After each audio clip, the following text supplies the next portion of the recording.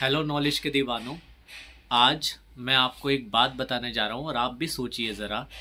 दुनिया का यानी कि ब्रह्मांड का, नेचर का सबसे कमज़ोर फोर्स कौन सा है?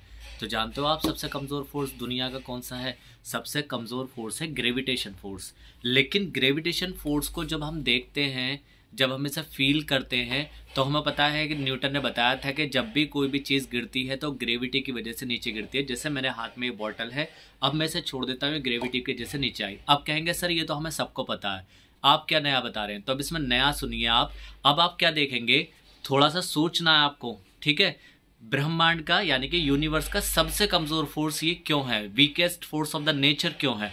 देखिए हमारी अर्थ का साइज कितना है। हमारी अर्थ का साइज है, यानी कि अगर मैं इसकी रेडियस पर जाऊं, अर्थ की रेडियस पर, तो अर्थ की रेडियस है 6400 किलोमीटर, यानी कि 6400 किलोमीटर। समझ रहे हैं ना आप मेरी बात? इतना बड़ा प्लानेट है हमारी अर्थ, यानी कि उसकी रेडियस 6400 किलोमीटर है। अब इतना बड़ा प्लानेट, इतनी बड़ी रेडियस का प्लानेट इस बोतल को खींच रहा है। समझ रहे हैं आप मेरी बात? इतनी बड़ी रेडियस का जो प्लानेट है वो इस बोतल को खींच रहा है, इसे अट्रैक्ट कर रहा है। लेकिन मैं इस बोतल को किससे बैलेंस किया हुआ हूँ?